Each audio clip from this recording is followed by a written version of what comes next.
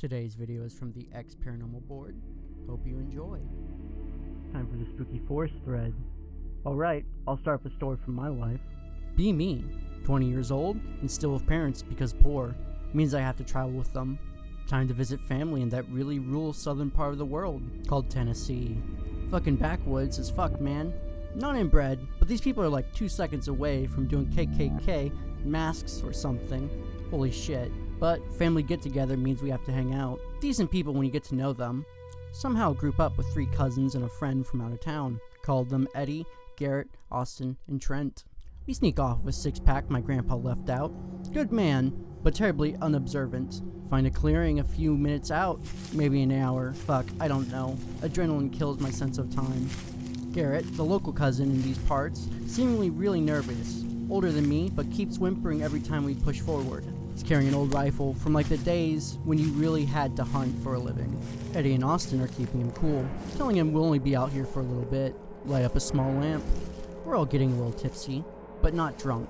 I have like half a can and call it good. Still don't have a taste for alcohol, I guess. Garrett suddenly says we shouldn't be out here.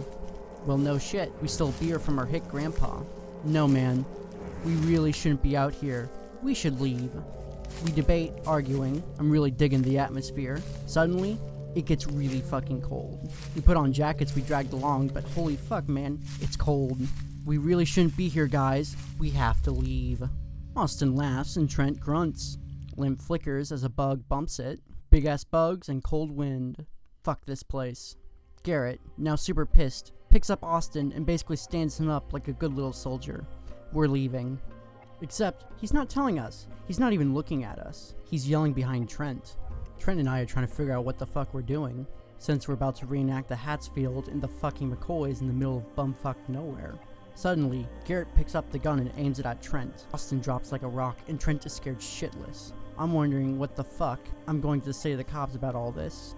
We're leaving, ain't we, fellas? Trent slowly turned around out of curiosity. I swear I've never seen a look as terrified as the one on Trent's face. Austin sees Trent, looks to me. I stare back. Too chicken shit to see what's going on behind Trent. Trent suddenly sprints past Garrett, who keeps aiming his gun at whatever the fuck is back there. And on Austin, don't move until I tell you to. But when I say it, run like A in a hen house.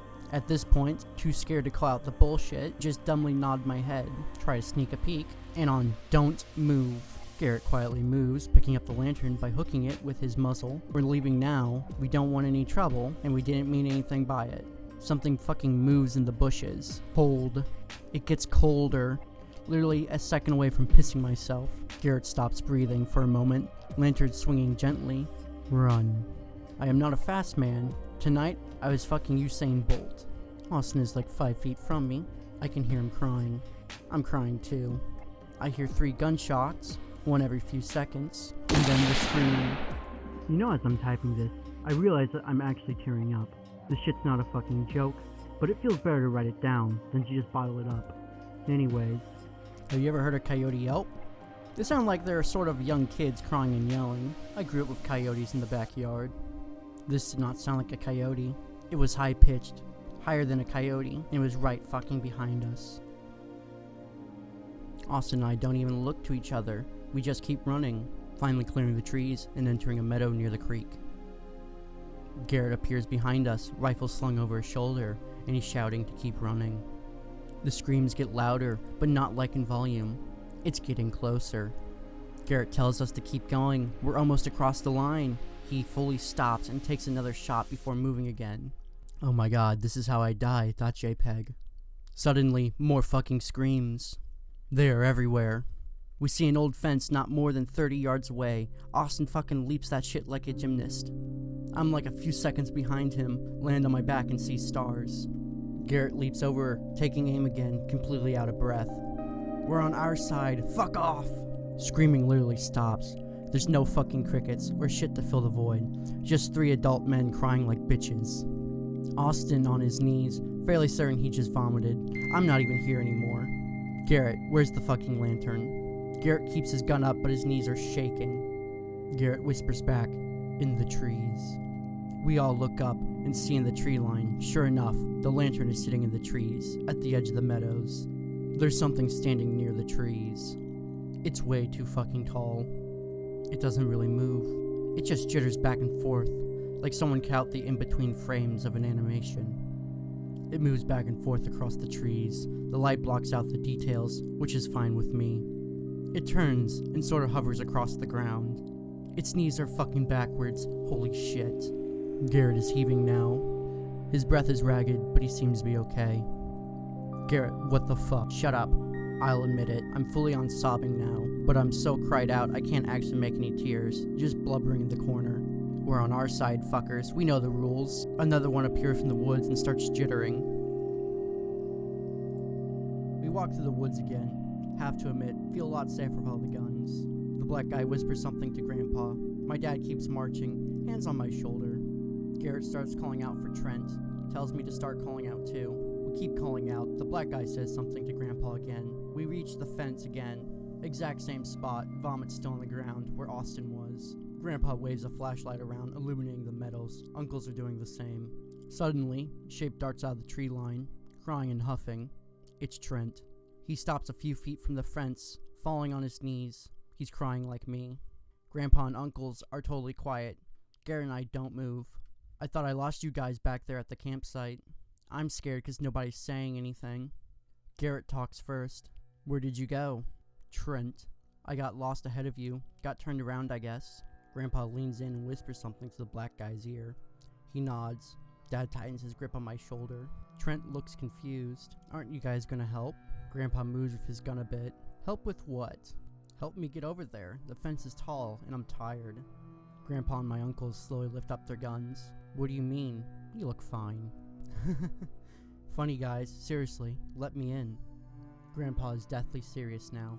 I've never been so scared of a man. Trent looks nervous, almost angsty, now. Keeps looking back at the tree line. I felt like something was off, obviously. I'm too fucking scared and stupid to figure out what it is. Help me over the fence. The black guy talks up. Come over here, kid. Trent fucking stops and glares at the black guy. Not you. You can't. It's not your property. Grandpa starts to raise the gun now. My dad tightens his grip. He's a friend of the family. He's not the owner. It's rude. Trent was invited to the reunion. Trent is still on his knees, but he feels like he's just waiting to pounce.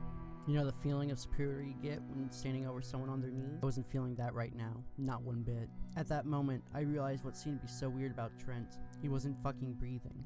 Trent is now staring daggers at Grandpa.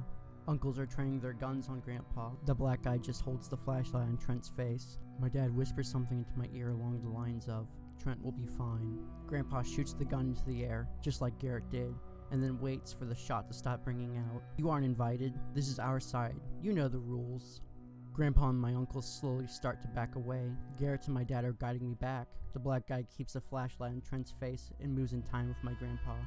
One of my uncles lag behind, nods to my grandpa, and keeps pointing at Trent while we back away. The black guy is slowly moving. I shouldn't fucking look. I shouldn't fucking look. I fucking looked. The light is trained on Trent, but Trent is moving to the tree line. He's moving to the trees like he's a puppet being dragged back. I wanted to scream, but it's caught in my throat. My father grabs my head and turns it forward. Trent will be fine, Anon. The screams start back up, but they're distant. Garrett looks over his shoulder, but Grandpa keeps on marching. We make it to the house. The party is dying down. I head inside. I'm basically numb now. I hear Austin crying from one of the rooms. Dad takes me inside, lays me down, and tucks me in for the first time since I was 10. The 20-year-old in me is indignant. The terrified little shit I am doesn't care. I spend the rest of the night staring at the wall before falling asleep to the sound of gunshots and far-off screaming. I wake up the next day. Grandpa is sitting at the table with most of the extended family, smoking and reading. Garrett is playing with some of the younger cousins. Austin is watching the television. Dad hands me some eggs and a piece of toast. Smiles at me like nothing fucking happened. Garrett sees me, smiles, and motions me over. Trent went home this morning. He's okay. Nobody is fucking okay. Who the fuck said we're okay? What the fuck is happening? Garrett gives me a look and quietly stares. As a matter of factly as possible. This night didn't happen. Trent is okay. Drop it. I found out later Trent had been found by some neighbors down the road. He apparently woke up in the bushes and booked it home. He was convinced that he was hungover, and that explained all the bruises he found on his back and neck. I only asked my grandpa what happened once. He just said that they have trouble with the people in nearby land. They keep trying to get onto his property. I asked why they hadn't taken it. He looked right fucking at me and said, I haven't invited them. He wouldn't answer anything after that, just said, not my problem to everything. It's been over 3 years since then. I had various visits to the family that ended with similar results, but nothing ever came close to the fear that I felt that night. Part of me wants to look up and see what those fucking things were. Another part is desperately repressing the urge. I would say this is the closest I've ever got to a skinwalker incident, but I never could figure out what the fuck that thing was. Thanks for watching the video. I know it was a common story. You've probably heard about the place, but if you made it to the end of the video, please leave a like, comment, subscribe. It really helps. And until next time, be safe.